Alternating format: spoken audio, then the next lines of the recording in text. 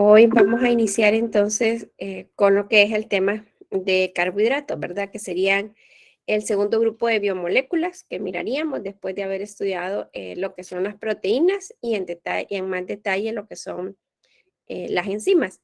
Los carbohidratos que pues los venimos viendo desde nuestras clases, ¿verdad? De biología general, quizás nos acordaremos, ¿verdad? Que son los compuestos orgánicos más abundantes en la naturaleza, que son los productos, ¿verdad?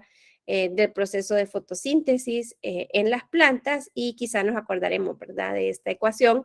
Los carbohidratos se forman, ¿verdad? Cuando las plantas pues convierten, ¿verdad? Lo que es el dióxido de carbono y el agua junto con la energía del sol, ¿verdad? En lo que son los carbohidratos y el oxígeno, ¿verdad? Que este es un proceso pues que ya nos acordaremos que se lleva a cabo en los cloroplastos, ¿verdad? Y que pues es el método, ¿verdad? Donde la razón, ¿verdad? Por la cual decimos que son los compuestos orgánicos más abundantes en la naturaleza. El término, de hecho, carbohidratos, proviene, ¿verdad? De esta fórmula que estamos viendo aquí en algún momento, ¿verdad?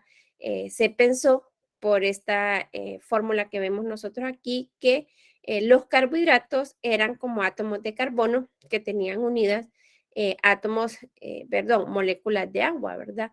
Posteriormente se determinó, ¿verdad? Y aquí se los escribí al final, ¿verdad? Estudios estructurales posteriores indicaron que no son hidratos porque no contienen moléculas intactas de agua, ¿verdad? Si contuvieran moléculas de agua, cuando nosotros calentáramos, por ejemplo, el azúcar, no debería de quemarse, ¿verdad? Sino que lo que debería de ocurrir es que el agua debería de separarse del carbono y el carbono nos debería de quedar, ¿verdad?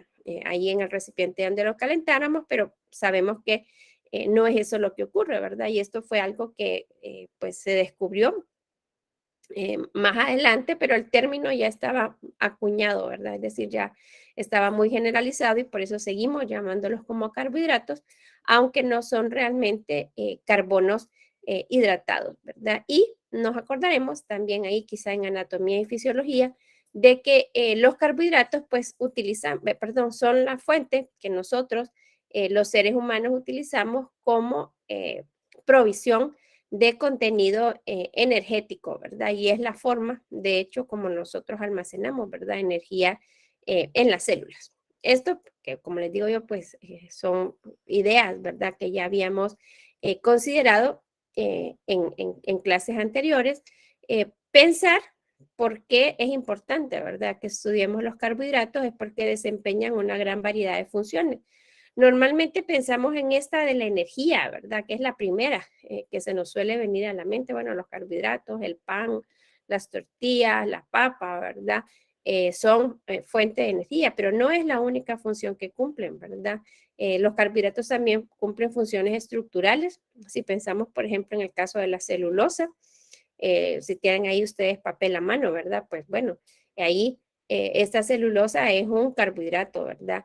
Las paredes celulares también contienen carbohidratos y los exoesqueletos de los animales también están formados, ¿verdad? Por lo que son carbohidratos, también cumplen una función de reconocimiento celular, ¿verdad?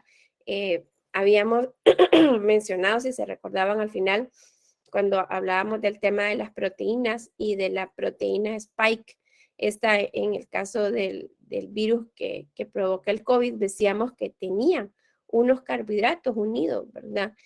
A estas proteínas. Entonces también ahí los carbohidratos cumplen esta función de reconocimiento celular, ¿verdad? Permiten la unión de virus o los anticuerpos a determinadas células, ¿verdad?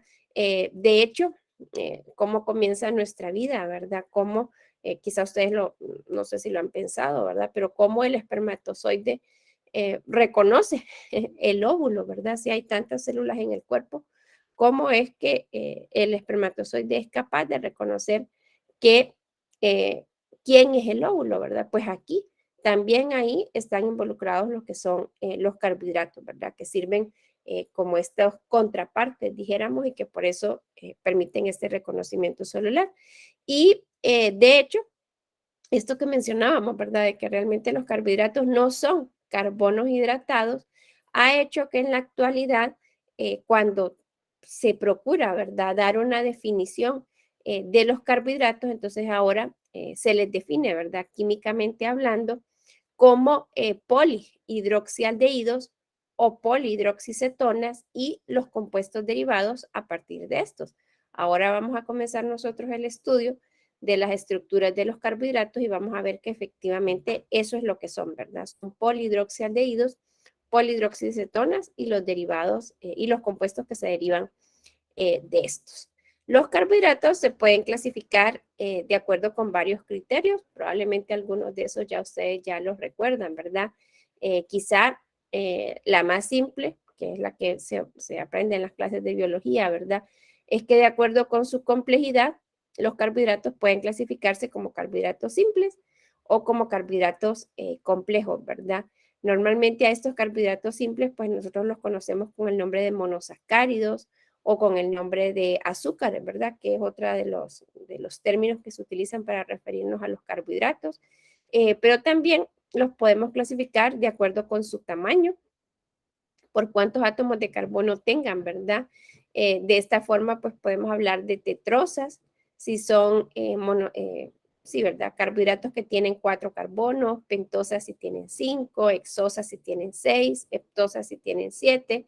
Y de hecho aquí vamos identificando, ¿verdad? Una terminación, ¿verdad? Que es la característica para los carbohidratos, que es la terminación osa. Si se recuerdan, para las enzimas decíamos que era asa, ureasa, lactasa, triosa, fosfato isomerasa, ¿verdad? En el caso de los carbohidratos, pues es la terminación osa. La definición que dábamos, ¿verdad? De polihidroxialdehídos, dependiendo de cuál sea, ¿verdad? Esa función carbonilo que tengan los carbohidratos, pues los podemos clasificar como aldosas, si tienen la función aldehído, o las podemos clasificar como cetosas, si tienen la función cetona. Y una reacción que vamos a hacer nosotros, que vamos a ir a hacer al laboratorio, ¿verdad? Es clasificar a los carbohidratos de acuerdo con su reactividad. Sí, los carbohidratos pueden ser oxidados por los reactivos de Tolen, Benedict o Fehling, entonces se dice que los azúcares o los carbohidratos son reductores. Si no pueden ser oxidados por estos reactivos, entonces se dice que son no reductores, ¿verdad? Y quizá hayan hecho una prueba de estas en biología. Puede ser que sí, puede ser que no, entonces por eso vamos a hacer una práctica nosotros en el laboratorio. Entonces, bien, esto que les decía yo, que los carbohidratos simples son los que conocemos como los monosacáridos, mientras que ya los carbohidratos complejos pues ya van a tener 2 o más unidades, ¿verdad? De monosacáridos unidos, y ahí nos acordaremos, ¿verdad? De los disacáridos, que son la unión de 2 monosacáridos, los oligosacáridos, que son la unión entre 3 a 10 monosacáridos, y los polisacáridos, ¿verdad? Que ya son los que tienen más de 10 monosacáridos. Estos pues ya, yo sé que ya son términos que ustedes ya se recordarán. Y lo que les mencionaba, ¿verdad? El sufijo osa se usa habitualmente para designar a los compuestos como son los sacáridos, ¿verdad? O los carbohidratos y los azúcares. Y aquí podemos ver esta estructura, ¿verdad? Y aquí es donde les decía yo, tenemos muchos grupos OH y por eso es que se denominan como polihidroxialdehídos, si tienen la función aldehído, o polihidroxi, porque vemos muchos grupos OH, cetona, ¿verdad? Si tenemos la función carbonilo, ¿verdad? Entonces, si nos acordamos de nuestras clases de orgánica 2, pues la función aldehído siempre le vamos a dar la numeración 1, ¿verdad? Aquí está en su forma condensada, pero nos acordaremos, ¿verdad? Que es un doble enlace carbono-oxígeno, que ese carbono está unido también a un hidrógeno. En el caso de las cetonas, pues tenemos, ¿verdad? El grupo carbonilo unido a 2 átomos de carbono. Y una característica que tienen, ¿verdad? Los carbohidratos que encontramos en la naturaleza es que la mayor parte de los que son polihidroxicetonas, o lo que se denominan con el nombre de cetosas, tienen el grupo carbonilo en la posición número 2, ¿verdad? O es el segundo carbono, ¿verdad? En la cadena. podemos nosotros combinar, ¿verdad? Estos criterios que decíamos, pues son aldosas si tienen la función aldehído, pero si además tiene 6 carbonos, entonces podemos adicionarle, ¿verdad?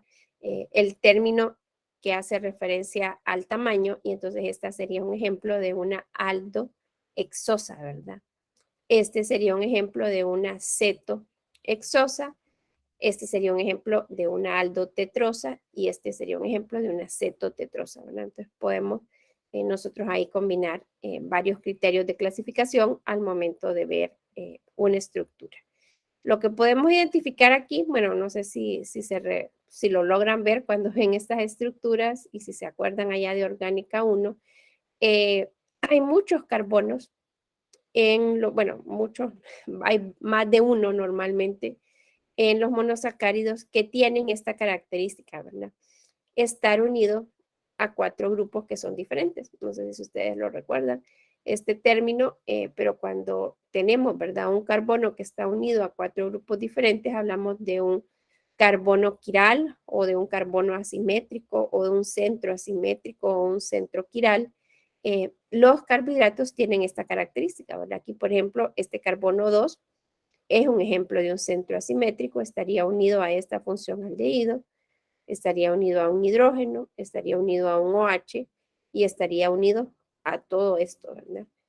Entonces aquí tenemos, perdón, un centro quiral, 2 centros quirales, 3 centros quirales, 4 centros quirales, ¿verdad? En este caso, en el caso de la cetosa, pues al tener, ¿verdad? Esta función carbonilo, pues tenemos uno menos. Aquí pues vemos esto que tiene 2 hidrógenos, ¿verdad? Entonces ya esos dos hidrógenos son iguales, así que no está unido a 4 grupos diferentes, pero sí tendríamos este y este. ¿Por qué es importante que tengamos presente esto? Por esto que les puse aquí, ¿verdad? En esta diapositiva recordemos que aquellos compuestos que tengan estos centros quirales podrán tener un enantiómero, ¿verdad? Que si se recuerdan, los enantiómeros pues son imágenes especulares, es decir, cuando nosotros, quizás se recordarán, cuando miramos esto en Orgánica 1, hablamos acerca de las manos, ¿verdad? Nuestras manos son imágenes. En el espejo, la mano derecha es la imagen de la mano izquierda es la imagen de la mano derecha, pero cuando nosotros tratamos de ponerlas una encima de la otra, pues no las podemos superponer, ¿verdad? Y entonces aquí esto es importante porque en los organismos vivos, en la naturaleza, hay una forma enantiomérica que predomina, ¿verdad? Y es la forma D, ¿verdad? Recordemos, no sé si se recordarán, pero los enantiómeros pueden ser D o pueden ser L, dependiendo si el grupo que de mayor prioridad, ¿verdad? Se encuentra del lado izquierdo o se encuentra del lado derecho. Aquí lo podemos ver aquí pensando en la estructura del gliceraldehído, que es el carbohidrato más sencillo, ¿verdad? Pues teníamos el grupo H del lado derecho. Esta sería la estructura del D-gliceraldehído. En este caso tenemos el grupo hidroxilo del lado izquierdo, ¿verdad? Esta sería la estructura del L-gliceraldehído, ¿verdad? Y bueno, aquí en recuadro está porque este es el carbono que es asimétrico, ¿verdad? Que es el que nos va a distinguir. Entonces, en la naturaleza predomina, ¿verdad? Hay una, y esto recordemos que lo hablábamos ahí en las clases de orgánica, cuando hablábamos de la estereoquímica, ¿verdad? De la disposición que adoptan los átomos en el espacio, pues en la naturaleza, la disposición que adoptan en el espacio es que este grupo H se encuentre del lado derecho, ¿verdad? Y aquí entonces nosotros podemos ver las estructuras de lo que son los carbohidratos, bueno, los monosacáridos, ¿verdad? Que se han logrado identificar. Aquí, como les decía, tenemos al más simple, que es el D-gliceraldehído. Si ustedes se fijan ahí, ¿verdad? Todos tienen antepuesto la D y ahí tienen el recuadro rojo, ¿verdad? Respecto a qué carbono es que nos referimos cuando nosotros hablamos y decimos que tienen una configuración D, ¿verdad? Y entonces aquí se los escribí. Se utiliza el prefijo D o L para designar la orientación alrededor del carbono quiral más alejado del grupo carbonilo, ¿verdad? En el caso del gliceraldehído, como solo hay un carbono quiral, pues por eso es este que está circulado, ¿verdad? Pero ya, por ejemplo, en el caso de la eritrosa y de la treosa, que ya tienen 4 carbonos, entonces, ¿cuál es el carbono quiral más alejado?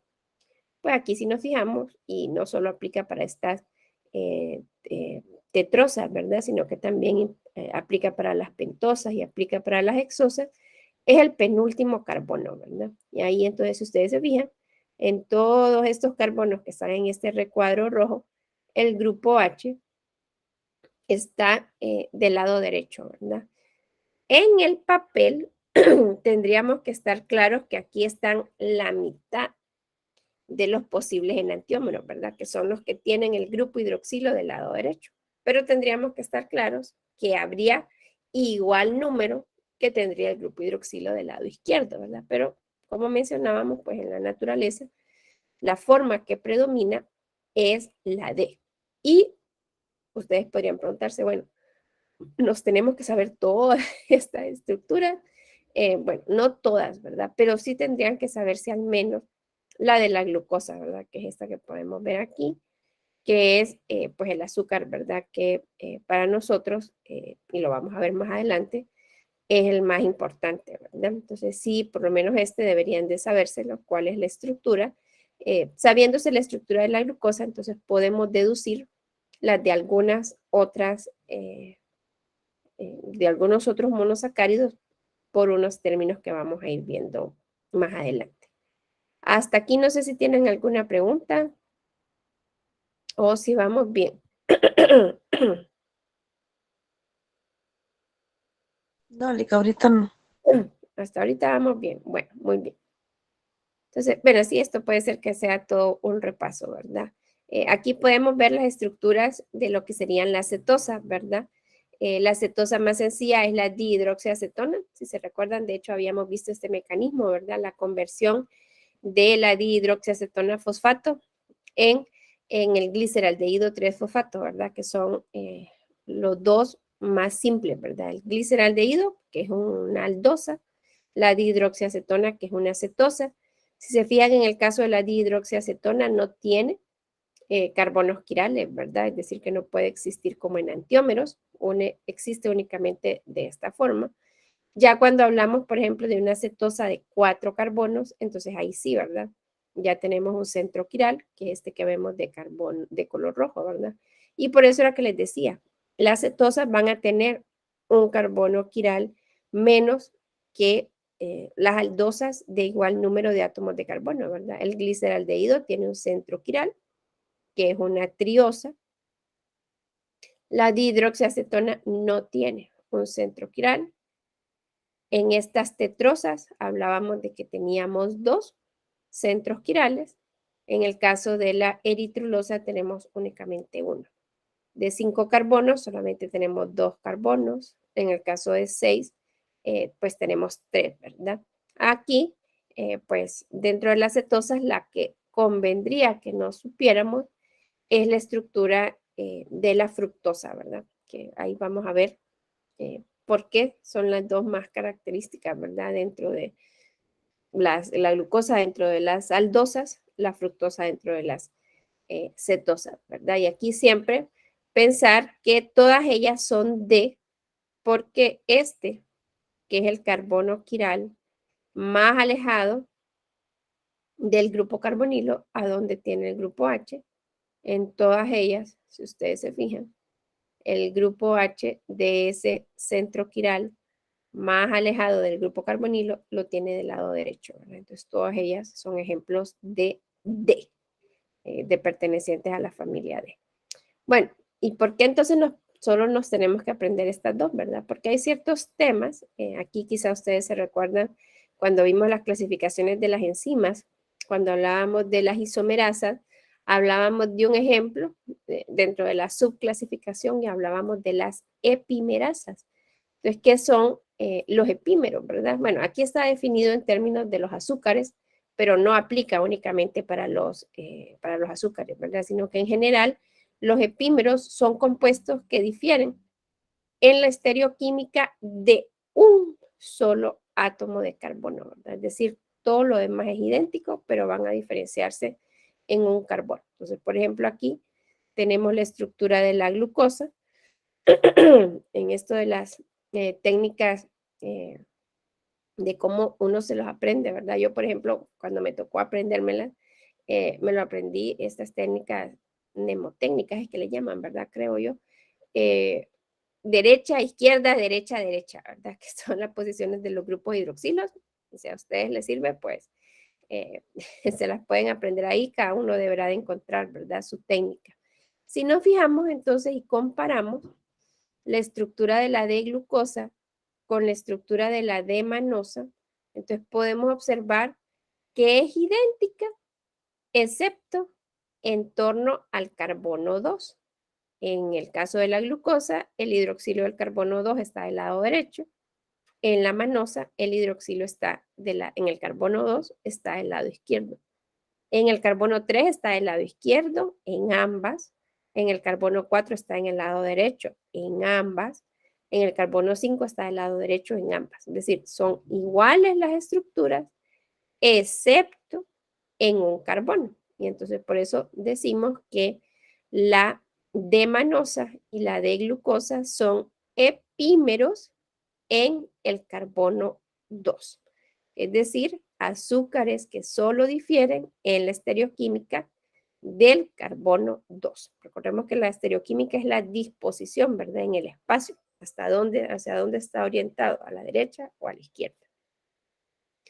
En el caso de la D-galactosa, entonces ustedes observan la estructura de la D-galactosa y observan la estructura de la D-glucosa, se van a fijar que igual son iguales, excepto en torno al carbono 4, ¿verdad? Entonces la D-glucosa y la D-galactosa son epímeros en el carbono 4, ¿verdad? Es decir, son azúcares que solo difieren en la disposición de los grupos en torno al carbono 4. ¿Son únicamente las hexosas las que presentan esto? No, también aquí lo podemos ver en las tetrosas, ¿verdad? Por ejemplo, la eritrosa y la treosa son epímeros en el carbono 2, ¿verdad? Solo difieren en su configuración en torno al carbono 2. Bueno, entonces para practicar, traten de hacer ustedes estos ejercicios. Bueno, cópienlos o tómenles ahí una foto. ¿Cuál azúcar es el epímero C3 de la D-silosa? ¿Cuál es el azúcar? Perdón, ¿cuál azúcar es el epímero C5 de la D-alosa? Y el tercero, ¿cuál es el epímero C3 de la fructosa? Entonces ahí cópienlos.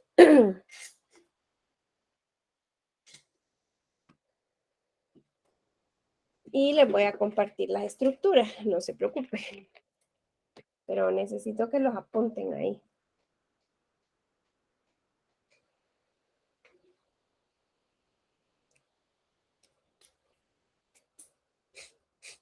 Ya, los apuntaron. O todavía no.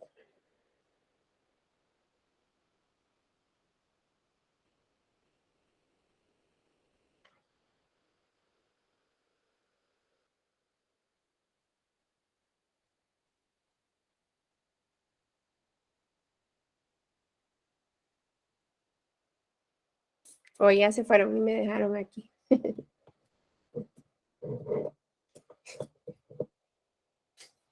Yo creo que ustedes ya se fueron, ¿verdad?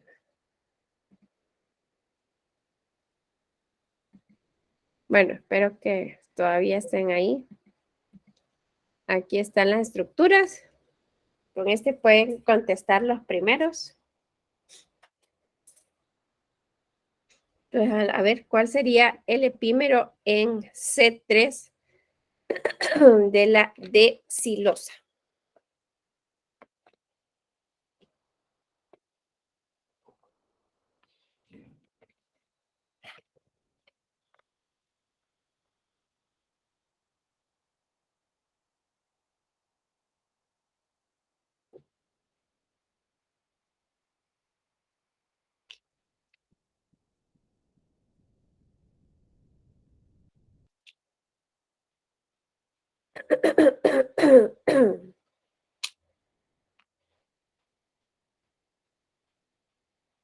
A ver, ahora.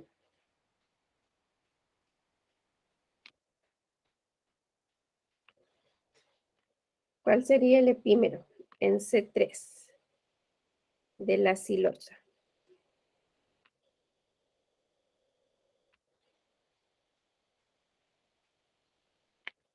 Bueno, Oreb, o Luis, o Merlin, o Ramón.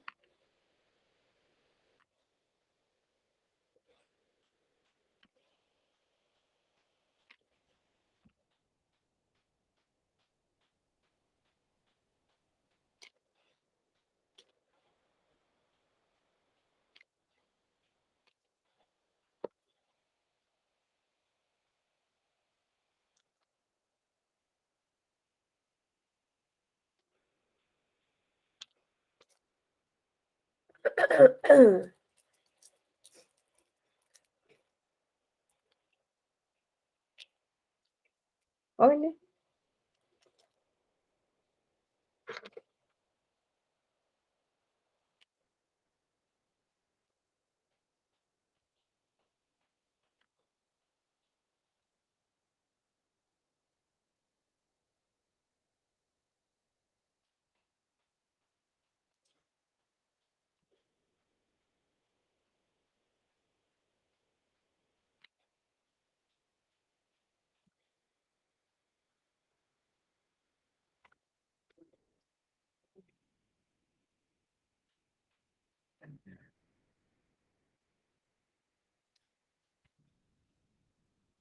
¿Cuál sería?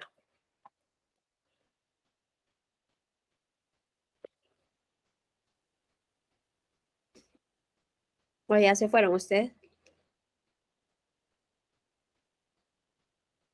que no contestan. No, Lick.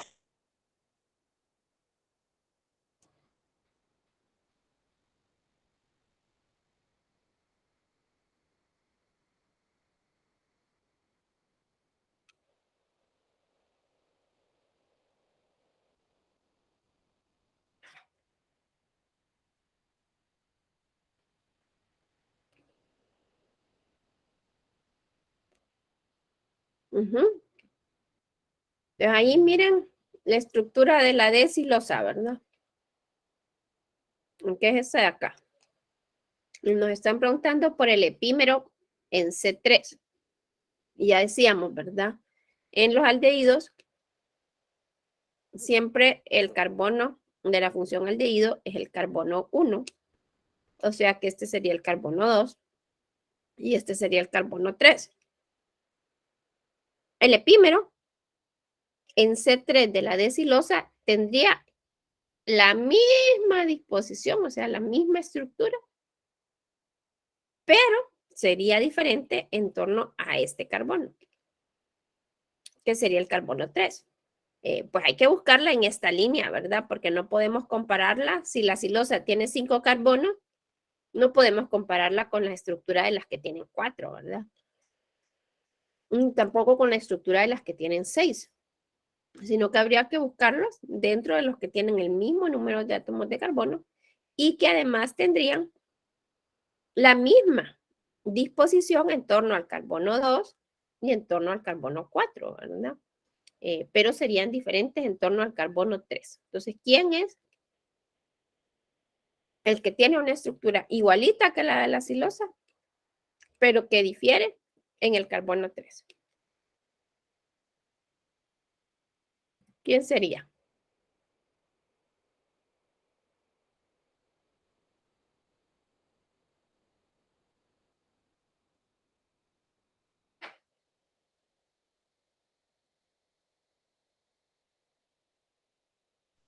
Lick, es que yo no estoy segura, ahí no la miro, pero no sería la losa. La alosa. No puede Ajá, ser porque la alosa tiene 6 átomos de carbono y la ok. silosa tiene 5. Por eso les digo yo, tendrían que compararla entre estas, ¿verdad? Entre las que tienen el mismo número de átomos de carbono.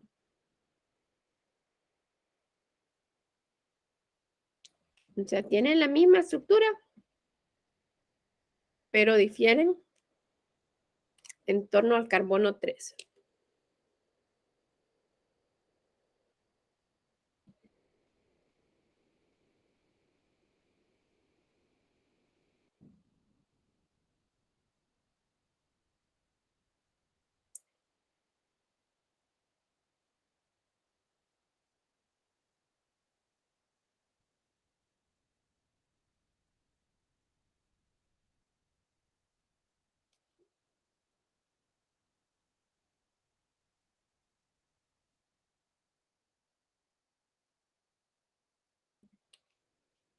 Entonces, ¿cuál sería?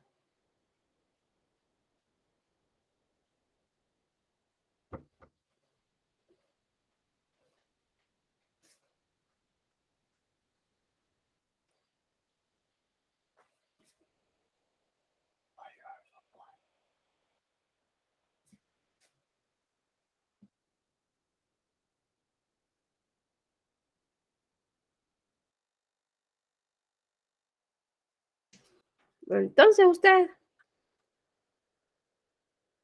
no puede ser. Usted, miren, el carbono 2 tiene el hidroxilo del lado derecho.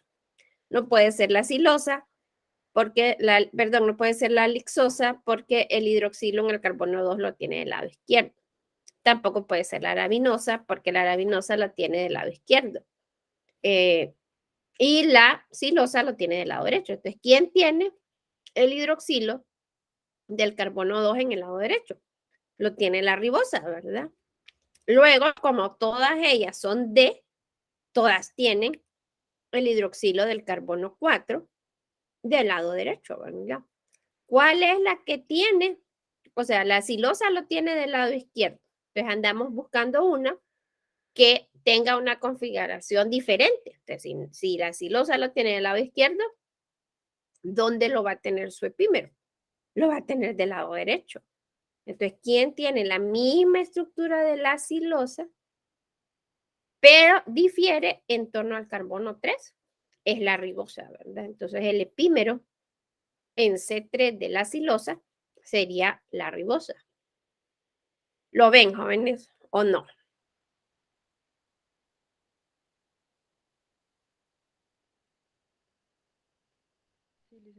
Sí, Bueno, ¿quién sería entonces el epímero en C5 de la D-alosa? Y tengan presente lo que les decía hace un rato. Aquí solo estamos viendo las estructuras de los monosacáridos que tienen configuración D. Pero hay igual número que tienen el hidroxilo del carbono asimétrico, más alejado del grupo carbonilo del lado izquierdo, y serían las L, ¿verdad? Entonces, ¿cuál sería el epímero en C5 de la alosa?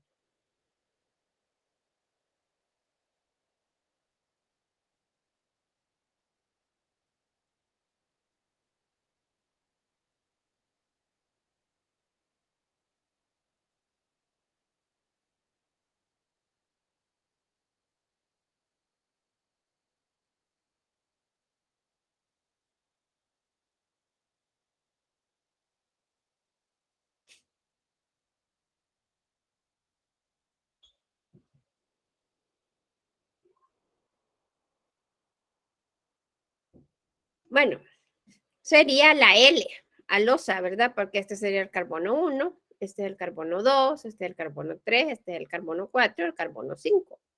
El epímero en C5 de la alosa tendría el hidroxilo del centro quiral más alejado del grupo carbonilo del lado izquierdo, ¿verdad? Entonces, por eso pertenecería a la familia L. Bueno, traten ustedes de hacer por lo menos el último. ¿Cuál sería el epímero en C3 de la fructosa?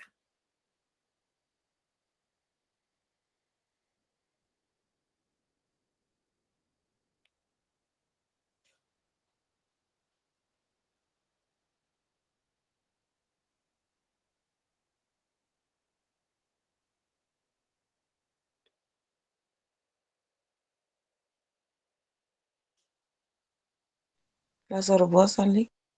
Perdón. La sorbosa. Ajá, la D sorbosa, dice usted. Bueno, primero hay que Sí. identificar cuál es el carbono 3, ¿verdad? Bueno, esta es la fructosa. Y recordemos que en el caso de las cetonas, numeramos por el extremo más próximo al grupo carbonilo, ¿verdad? O sea que este sería el carbono 1, este sería el carbono 2, este sería el carbono 3. Entonces, los epímeros van a diferenciarse solo en torno a este carbono. Lo demás va a ser igual. Usted ve que la sorbosa tenga lo demás igual que la fructosa. No, ¿verdad? Aquí deberían de estar de acuerdo que la D sorbosa y la D fructosa son diferentes en torno a dos carbonos, ¿verdad? En torno al carbono 3 y en torno al carbono 4. Son lo opuesto, de hecho, si ustedes se fijan. Entonces no pueden ser epímeros, porque los epímeros solo se diferencian en un átomo de carbono. De ahí todo lo demás es igualito, excepto en un carbono. No, no es la sorbosa.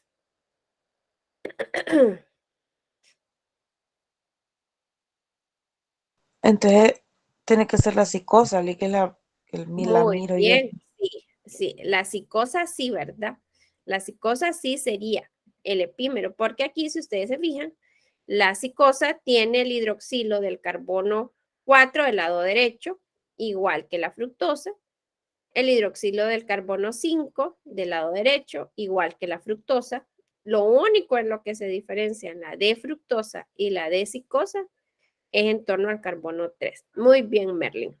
Sí, el epímero en C3 de la D-fructosa sería la D-psicosa. Bueno, ¿y los demás? ¿Les queda claro o no? Sí, licenciada. Que no quisieron participar. ¿Les queda claro? Bueno, esperemos que sí, ¿verdad? Bien, entonces, ay, perdón, este es el ejercicio que estábamos. Bien, entonces vamos a ir considerando las reacciones, bueno, vamos a ir viéndolo, ¿verdad? Primero los monosacáridos, luego los disacáridos, luego los oligosacáridos y luego los polisacáridos, ¿verdad? Para concluir todo el estudio de los carbohidratos. Entonces, bien, ¿qué reacciones son importantes, ¿verdad? Considerar de los monosacáridos, pues está justo esto que estábamos platicando, ¿verdad? Acerca de lo que son los epímeros y recordábamos que hay unas enzimas que se llaman las epimerasas, es porque si hay unas enzimas que se llaman epimerasas, es porque en nuestro cuerpo ocurren, ¿verdad? Unas reacciones de epimerización, ¿verdad? Y entonces estas reacciones ocurren en medio básico, ¿verdad? Recordemos, ya lo hemos dicho, ¿verdad? Las enzimas tienen aminoácidos con cadenas laterales que pueden comportarse como ácidos o como bases, ¿verdad? Porque ya decíamos que una forma química por la cual las enzimas catalizan las reacciones, una de esas formas es por la catálisis ácido-base, ¿verdad? Entonces, ¿esto para qué? Porque no hemos terminado, ¿verdad? Con las enzimas, porque ahora estemos con los carbohidratos, ¿no? Lo que vamos haciendo es agregando, ¿verdad? Contenido, ¿verdad? Entonces, pensar que en una solución básica, una aldosa, como por ejemplo la glucosa, puede epimerizarse para dar lugar a su epímero, ¿verdad? Y entonces, ¿cuál es la forma, verdad? ¿Cómo es que nosotros podemos pasar de un compuesto a su epímero, específicamente en el carbono 2, ¿verdad? Entonces, bueno, aquí quizá recordar de nuestras clases de orgánica, cuando aprendimos nomenclatura común de ácidos carboxílicos, se recordarán, ¿verdad? Que en la nomenclatura común no utilizamos números, sino que utilizamos letras griegas, ¿verdad? Entonces el carbono adyacente al grupo carbonilo es el carbono alfa. Este sería el carbono beta, el carbono gamma, el carbono delta, el carbono epsilon, ¿verdad? Bien, ¿qué pasa entonces en torno al carbono alfa, verdad? El carbono alfa tiene un hidrógeno que es ligeramente ácido, ¿verdad? Es decir, es un hidrógeno que puede ser donado, ¿verdad? Se pueden comportar como ácidos muy débiles los compuestos carbonílicos, ¿verdad? ¿Por qué? Porque cuando se pierde este protón, se forma un intermediario que se conoce con el nombre de enolato, que está estabilizado por resonancia, ¿verdad? Entonces se recordarán que la resonancia aporta estabilidad a una base, ¿verdad? Que sería esto, ¿verdad? Que hay que tener presente, ¿verdad? Que si esta especie dona un protón, se comporta como ácido, y la especie que se forma cuando se dona ese protón es considerado una base, ¿verdad? Entonces, esta base que esté estabilizada por resonancia es una base estable, ¿verdad? Es decir, el hecho de que esté estabilizado por resonancia quiere decir que está favorecida su formación, ¿verdad? Y por eso podemos pensar que en condiciones básicas, en presencia de una base fuerte, como por ejemplo el ion hidróxido, este ion hidróxido puede remover este protón, se une únicamente al protón, el par de electrones de enlace quedan como pares solitarios, pero aquí si recordamos lo que es la resonancia, entonces sabemos, ¿verdad? Que una carga negativa va a estar más estable en un átomo electronegativo. Aquí todos tendríamos que estar de acuerdo, ¿verdad? Que pasamos de esta estructura de resonancia a esta, si nosotros decimos que este par de electrones solitarios pueden formar un doble enlace carbono-carbono y que un par de electrones pi pueden convertirse en pares solitarios en el oxígeno, ¿verdad? Y de esta forma, pues concluiríamos, ¿verdad? Que esta es la forma predominante, ¿verdad? O el contribuyente mayoritario, ¿verdad? A lo que es la resonancia, ¿verdad? Entonces, esto es posible, como les decía, en presencia de una base fuerte, ¿verdad? Y el paso del mecanismo se conoce así, como la abstracción o la remoción, ¿verdad? Del protón del carbono alfa para formar el ion enolato. En un segundo paso, una molécula de agua protona a este carbono, ¿verdad? Y entonces, ¿qué ocurre aquí? Pues bueno, pensar, ¿verdad? Que cuando esta base remueve ese protón, pues este carbono tenía una hibridación sp3, ¿verdad? Porque estaba formando 4 enlaces. En esta estructura del ion enolato, este carbono, por estar formando un doble enlace, pasa, ¿verdad?, de tener una hibridación sp3 a tener una hibridación sp2, ¿verdad? Aquí la geometría es trigonal. Aquí les voy a hacer un modelo rápidamente, ¿verdad? Esto solo para que recordemos cuál es la forma que tiene un carbono trigonal, porque es lo que explica, ¿verdad?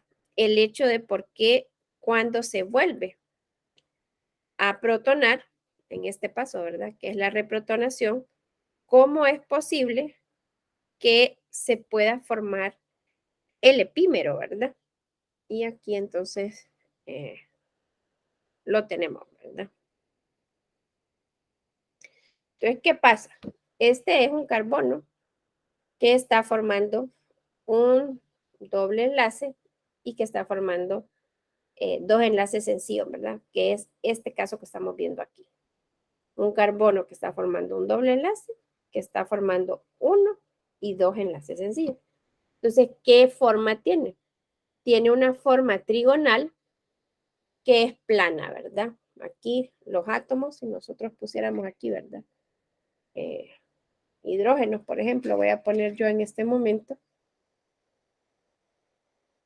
Este hidrógeno, bueno, o si quieren lo pongo así. Este hidrógeno y este carbono de aquí están en el mismo plano. Se recordarán, los ángulos de enlace son de 120 grados. Aquí, ¿verdad? La separación entre este y este son de 120 grados. Lo mismo acá y lo mismo acá, ¿verdad? Es decir, están igualmente abiertas.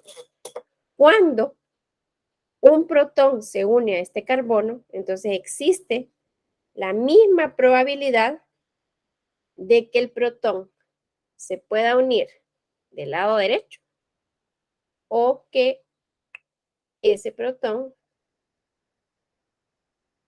pueda unirse del lado izquierdo.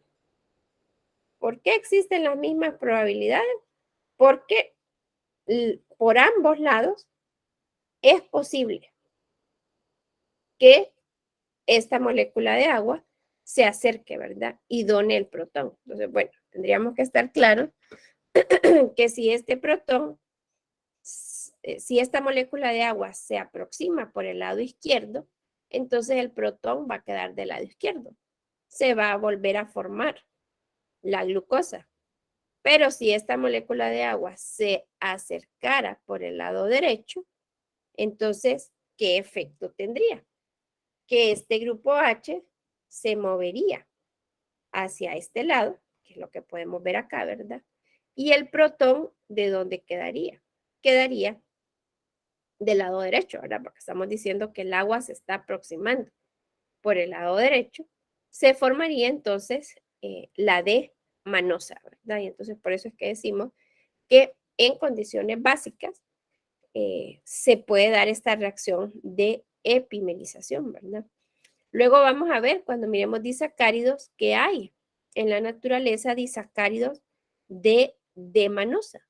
Usted los puede ingerir, pero resulta que nuestras células solo pueden utilizar la glucosa. Entonces, en nuestro organismo, cuando usted ingiere D-manosa, y aquí esto es bien importante, ¿verdad? Ver que estas flechas son en doble sentido, ¿verdad? Es decir, la D-glucosa podría epimerizarse o convertirse, ¿verdad? En la D-manosa, pero a su vez la D-manosa podría convertirse en la glucosa, ¿verdad? Y esa es la razón por la cual nosotros podemos comer diversas fuentes de carbohidratos, incluso algunos que no contengan glucosa, pero que nuestro cuerpo las termina convirtiendo en glucosa, ¿verdad? Gracias a este tipo de reacciones y a las enzimas que ya mencionábamos que se conocen con el nombre de epimerasa, ¿verdad? Bueno, entonces esa es una reacción que puede ocurrir en medio básico. También en medio básico puede ocurrir un reordenamiento, es decir, que pasemos de una aldosa a que pasemos a una cetosa, ¿verdad? Y igual este proceso se lleva a cabo en ambos sentidos. Es lo que sucede, por ejemplo, cuando usted se come una fruta. Recordemos que el azúcar de la fruta es la fructosa, pero nuestro cuerpo no utiliza, o sea, nuestras células no utilizan fructosa, utilizan glucosa. Entonces, esa fructosa que usted consume a través de la fruta deberá de transformarse en glucosa. El primer paso, si ustedes se fijan, es el mismo, que es la eliminación del protón del carbono alfa para formar el ion enolato que habíamos mencionado. Aquí, si ustedes se fijan, ya solo ponen la carga negativa, pero en esta diapositiva anterior ya les había dicho, ¿verdad? Que esa carga negativa implica que este oxígeno tiene 3 pares de electrones solitarios, ¿verdad? Aquí. El tercer paso implica, y entonces aquí es donde viene, el segundo paso implica una protonación, y aquí es donde está la diferencia. Nosotros decíamos acá en la epimerización que se remueve el protón, y luego quien se protonaba, decíamos, era el carbono, ¿sí? Para formar el epímero. En el reordenamiento enodiol no se protona el carbono, sino que quien se protona es el oxígeno, ¿verdad? Porque estamos diciendo que vamos a pasar de una función aldehído a una función cetona. Entonces aquí implica que ya no vamos a tener esa función aldehído. ¿En quién se va a convertir? Pues se va a convertir en una función alcohol, ¿verdad? Que es lo que podemos ver aquí en el producto final. Eso como resultado de que en el segundo paso, quien se protone sea el oxígeno, ¿verdad? Y se convierte entonces en un grupo OH, ¿verdad? Hay un tercer paso que implica la desprotonación del grupo H del carbono 2, porque si se va a convertir en un grupo carbonilo, el grupo carbonilo, el oxígeno no tiene un hidrógeno, ¿verdad? O sea que deberá de perderlo Una base viene y remueve este protón. Eso implica que el oxígeno va a quedar, ¿verdad? Con esta carga negativa. Y luego tendríamos un cuarto paso que es la reprotonación, solo que en este caso quien se protona es el carbono 1, ¿verdad? Y eso lleva implícito que un par de electrones solitarios formen, ¿verdad? Un doble enlace o un enlace pi, ¿verdad? Para que se forme el doble enlace carbono-oxígeno, ¿verdad?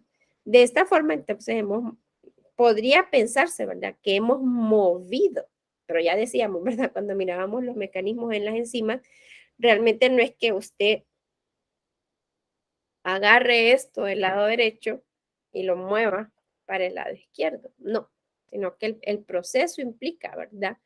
La pérdida y la formación, o sea, que se rompan y que se vuelvan a formar nuevos enlaces.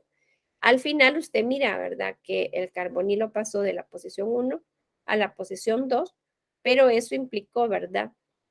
Y como les decía, aquí si ustedes se fijan son dos secuencias de pasos que se repiten.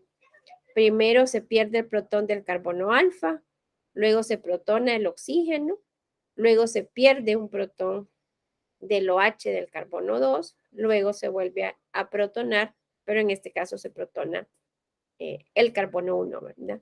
Si se fijan, el primer paso es el mismo, bajo las mismas condiciones, que es la pérdida de un protón del carbono alfa debido a la presencia de una base fuerte, ¿verdad? Por lo que, y aquí se los puse, ¿verdad? En condiciones fuertemente básicas, nosotros podemos tener una combinación de ambas reacciones, de reacciones de reordenamiento enodiol y de epimerización, ¿verdad? O sea que podemos tener una mezcla compleja de azúcares, ¿verdad?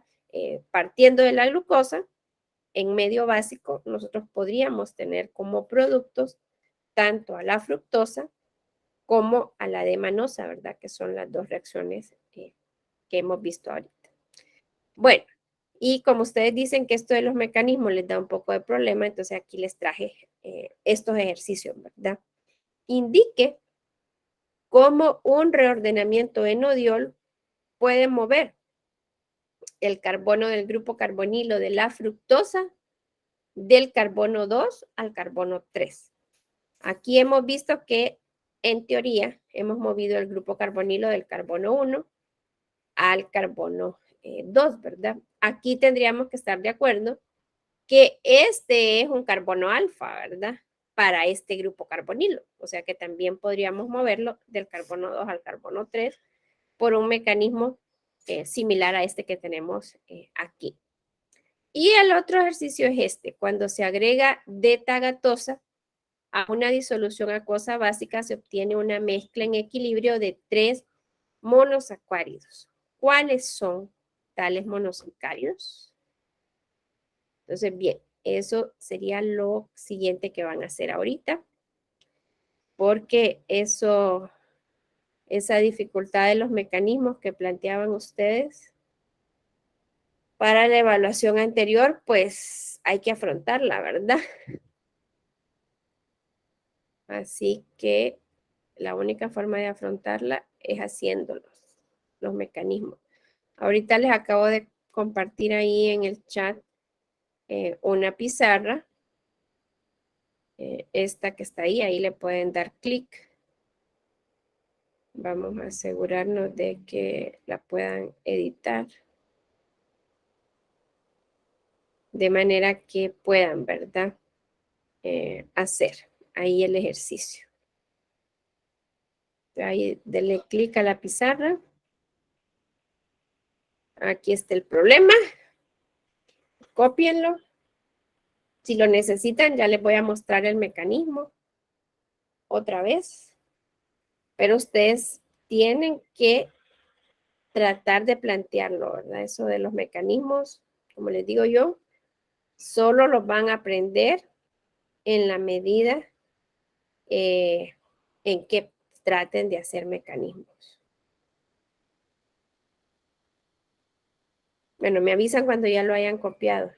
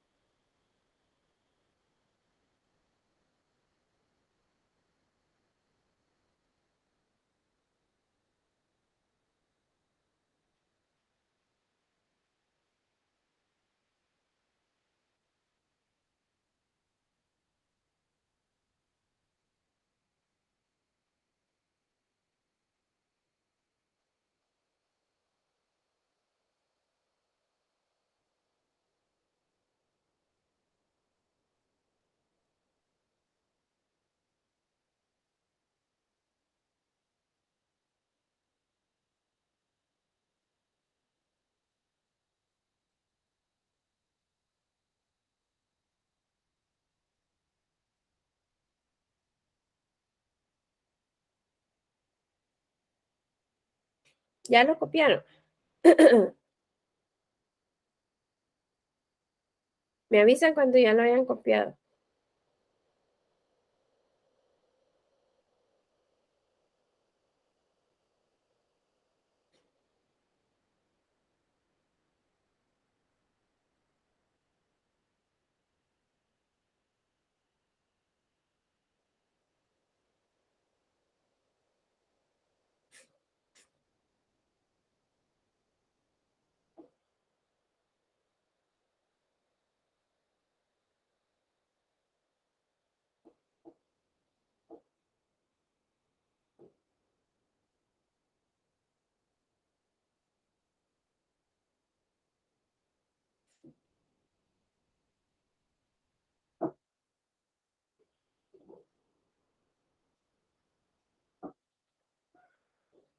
¿Ya o no?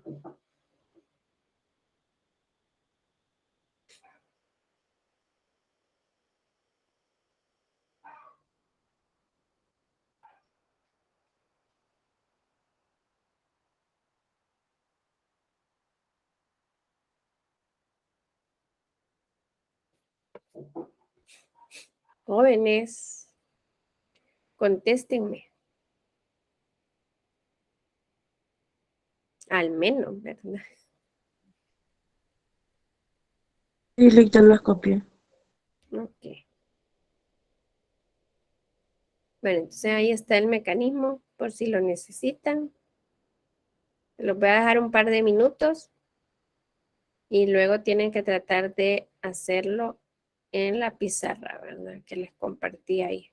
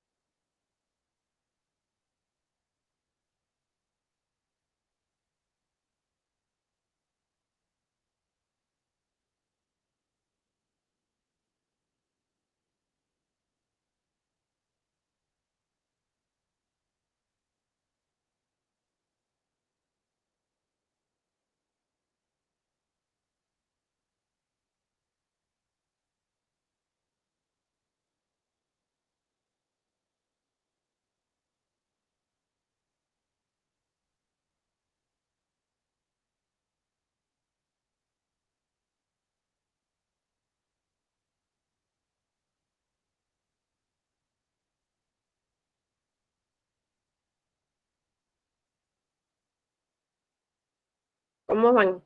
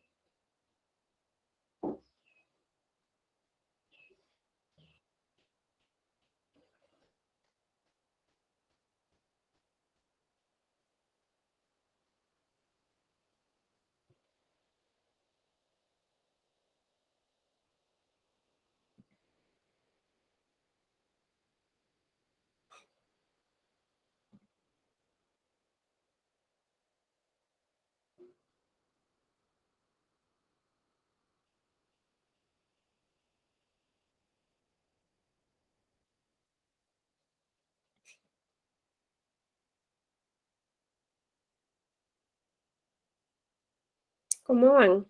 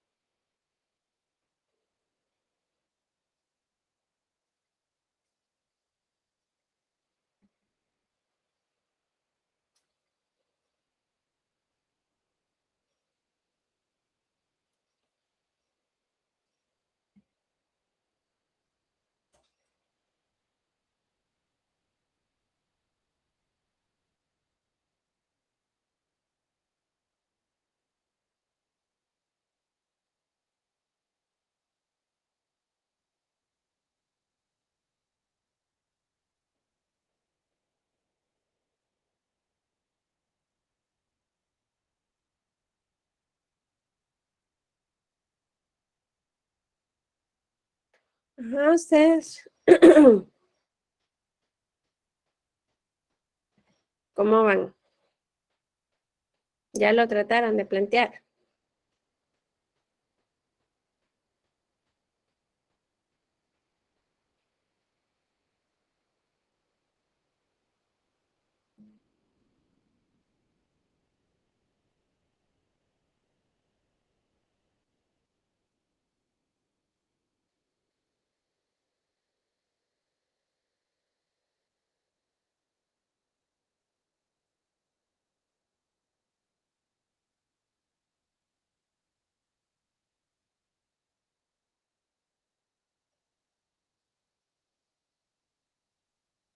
Jóvenes, ¿cómo van? No los veo que estén tratando todavía de plantear aquí el mecanismo. Vale, que es que a mí no me sale en el cuaderno. Sinceramente necesito estudiarlo. No voy a poder resolverlo. No, pero ahí lo tienen. Aquí, ahí está. Solo es de que lo traten, o sea, ahí están los pasos, ahí están los pasos. Solo es de esforzarse un poco.